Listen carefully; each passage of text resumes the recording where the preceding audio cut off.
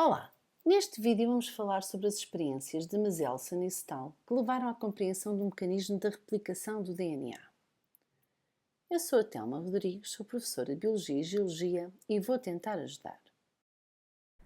A replicação do DNA é um mecanismo celular que permite duplicar o número de moléculas de DNA, fazendo cópias fidedignas das mesmas. Quando se começou a estudar este fenómeno, apareceram três hipóteses. Numa delas indicava que a replicação do DNA resultava numa molécula formada por duas fitas originais, da mesma molécula parental, e outra molécula de DNA formada por duas novas fitas recém-sintetizadas, com exatamente a mesma sequência da molécula original. Chamou-se esta hipótese a hipótese conservativa. Outra hipótese indicava-nos que as duas fitas da molécula de DNA se desconectavam e cada uma servia de molde para a síntese de uma nova fita complementar. O resultado são duas moléculas de DNA que apresentam uma fita original e uma fita nova. A esta hipótese denominou-se a hipótese semiconservativa. E temos depois a hipótese dispersiva, que nos diz o quê?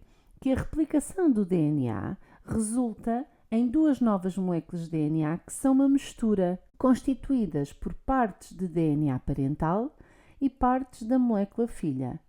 Neste modelo, cada fita é uma mistura dos dois DNAs, do que já existia e do que foi recentemente sintetizado. Mas qual das hipóteses é que estaria correta? Em 1958, Mendelssohn e Stahl conduziram experiências sobre a replicação do DNA usando bactérias Escherichia coli e isótopos radioativos que permitiram marcar o DNA. Começaram por colocar as bactérias num meio com isótopo de nitrogênio pesado, N15. Quando cultivadas nesse meio, as bactérias assimilaram o nitrogênio e utilizaram-no para sintetizar novas moléculas biológicas, incluindo o DNA.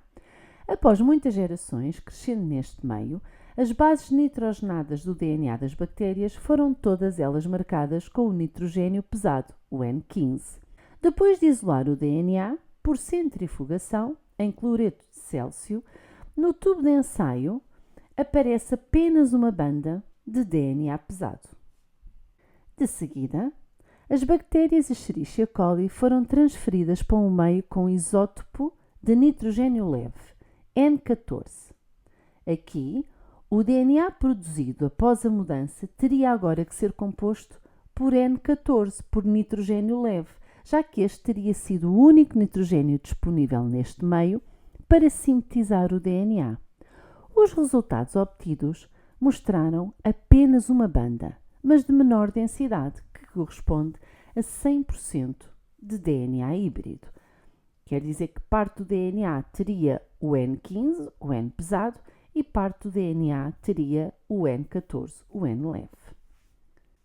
Por fim, as bactérias reproduziram-se novamente no meio com isótopo de nitrogênio leve, N14. Os resultados mostraram agora uma banda com DNA mais leve e uma banda com DNA híbrido, com peso intermédio. Como é possível explicar estes resultados? Então, na primeira fase da experiência, todo o DNA era pesado, pois continha apenas nitrogênio 15, representado aqui pelas fitas escuras, azul escuro. Na segunda parte da experiência, a transferência de meio fez com que as bactérias, quando se reproduziram, utilizassem agora nucleótidos com N14, mais leves, para sintetizar as novas cadeias a partir das cadeias molde originais pesadas. Então, neste caso, todo o DNA iria ter um peso intermédio, aparecendo assim apenas uma banda.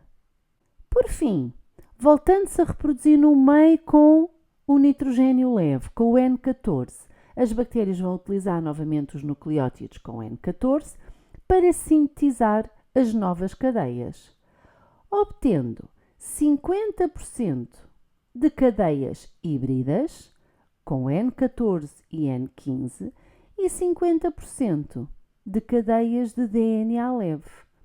De acordo com os resultados obtidos, então a replicação do DNA teria que ser semiconservativa.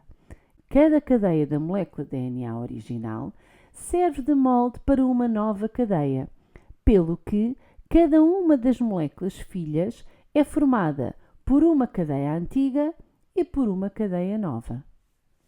Ficou percebido? Espero que sim.